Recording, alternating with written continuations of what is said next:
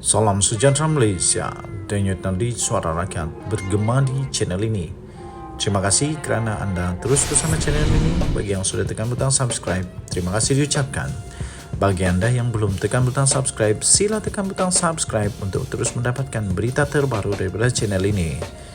Malaysia kita punya, cintai Malaysiaku, kita jaga kita. Berita terkini hari ini. Salam sejahtera Malaysia. Denyut nadi suara rakyat bergema di channel ini. Datuk Seri Dr. Ahmad Zahid Hamidi dah tak sabar, hilang sabar. Dia betul-betul dah bosan dengan banyak lagi bising-bising kiri kanan atas bawah, semua bising kata pengecut lah, dia itu inilah, demokrasi lah, macam-macam lah. Akhirnya Ahmad Zahid Hamidi hilang sabar dan dia umumkan ini. Sangat-sangat best pengumuman ini.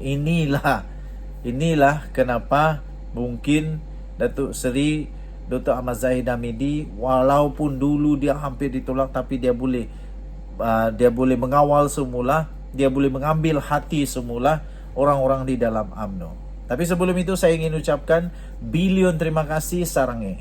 Bilion terima kasih kepada anda semua yang sudah tekan butang subscribe, like dan share.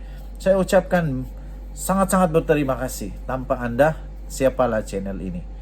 Dan special thanks juga kepada semua yang sudah jadi member di dalam channel ini.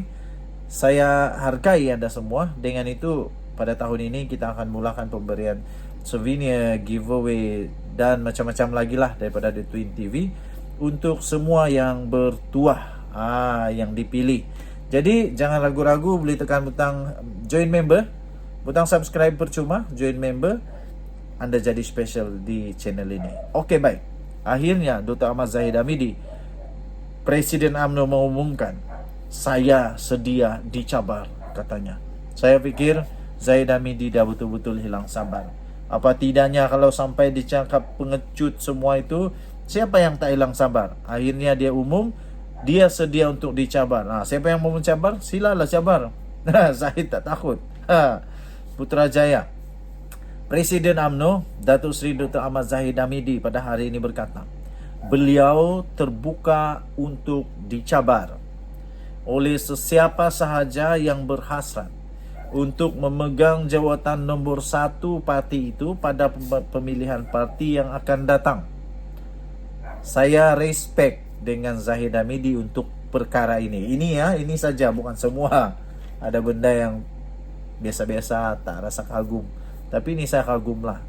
Sebab dia tak takut. Walaupun dia tahu ada risiko. Memang risikonya tinggi. Dia sendiri tahu ini. Dia sendiri tahu bahawa kalau dia bertanding, risiko sangat-sangat tinggi untuk dia kalah dan dia akan terlepas semua jawatan dia. Tapi dia tetap mengumumkan dia sedia untuk bertanding. Maksudnya dia tidak takut untuk tiada jawatan lagi. Ini baru baguslah. Ada perubahan yang bagus pada diri Zahid Hamidi. Berbeza pada sebelum ini, iaitu pada ketika ramai orang mau supaya ada pemilihan di dalam UMNO tapi ditangguhkan pemilihan, ditangguhkan mesyuarat agung, ditangguhkan macam-macam lagi, ditangguhkan sehingga 2 kali tangguh. Sampai ramai orang kata itu tangguh kerana Zahid takut kehilangan jawatan. Tapi kali ini Zahid betul-betul bermaksud dia tak takut kehilangan jawatan pada kali ini. Dia sampai kata bring it on. Dia sanggup, dia berani untuk dicabar. Tegasnya, sebelum ini beliau juga pernah dicabar dalam pemilihan pada 2018. Namun kedua-dua pencabarnya gagal memperolehi undi yang banyak. Dulu pun saya dicabar, katanya. 2 orang cabar saya. Undi kedua-dua orang yang mencabar saya itu masih belum sama dengan undi yang saya perolehi, katanya.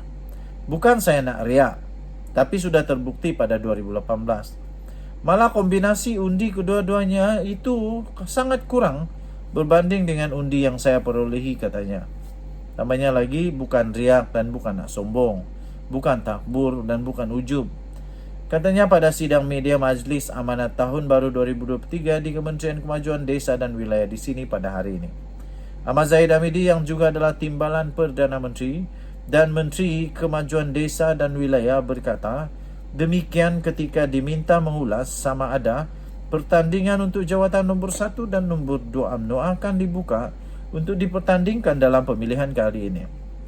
Pada pemilihan UMNO 2018, Ahmad Zahid diangkat sebagai presiden selepas Datuk Seri Najib Tun Razak melepaskan kedudukan itu dan mengalahkan pencabarnya.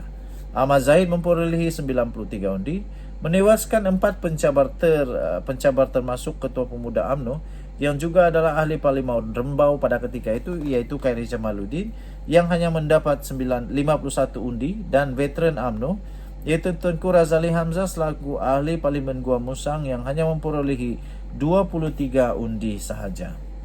Dua lagi pencabarnya yang kurang dikenali iaitu ahli UMNO bahagian Bandar Tun Razak Muhammad Iqbal Marikair dan ahli UMNO bahagian Iskandar Putri Muhammad Yusuf Musa atau Jamaluddin gagal memperolehi sebarang undi.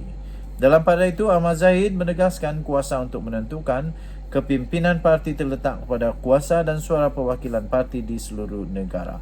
Katanya, saya mempunyai pendirian bahawa kuasa untuk menentukan kepimpinan terletak pada kuasa dan suara perwakilan di seluruh negara, katanya. Tambahnya, terdapat hampir 160,000 perwakilan yang mewakili cawangan untuk menentukan sama ada kepimpinan sedia ada ataupun kepimpinan yang berubah. Untuk kita pastikan bahawa UMNO dan Barisan Nasional BN terus relevan dalam pentas politik negara, katanya. Jadi katanya lagi, maka kuasa mutlak itu adalah kuasa perwakilan. Setakat ini UMNO bagaimanapun masih belum mengumumkan tarikh untuk mengadakan pemilihan parti itu. Minggu lalu, Ahmad Zahid dilaporkan berkata sama ada jawatan presiden dan timbalan presiden UMNO dipertandingkan atau tidak, biarlah perwakilan yang menentukannya. Bercakap dalam program Bual Bicara bertajuk Rekonsiliasi Politik, Apa Untung pada Negara, Presiden UMNO itu dilaporkan mengakui beliau seorang yang demokratik. Isnin lalu, Timbalan Pengerusi Johor iaitu Datuk Nur Jazlan Mohammed berkata jawatan presiden dan timbalan presiden UMNO tidak perlu untuk dipertandingkan. Sebaliknya, parti itu perlu fokus kepada usaha pengukuhannya selain mengembalikan semula keyakinan dan kepercayaan rakyat. Katanya, baik kita fokus kepada macam mana nak kukuhkan kembali UMNO dengan mengembalikan semula kepercayaan rakyat selepas parti difitnah teruk selama ini, katanya.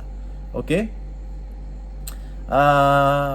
Jadi tuan-tuan dan puan-puan yang dihormati sekalian, PAU 2022 yang asalnya dijadualkan berlangsung pada 21 hingga 24 Disember lalu, tapi kini telah ditangguhkan kepada 11 hingga 14 Januari ini. Nanti kita akan tunggulah sama-sama sama ada Zahid Hamidi akan menang atau tidak, Zahid Hamidi kalah atau tidak, Zahid Hamidi macam mana dia punya keputusan, nanti kita tunggu saja. Denyut Nadi, Suara Rakyat bergema di channel ini. Jangan lupa tekan butang subscribe, like, share. Kita jumpa lagi. Bye-bye.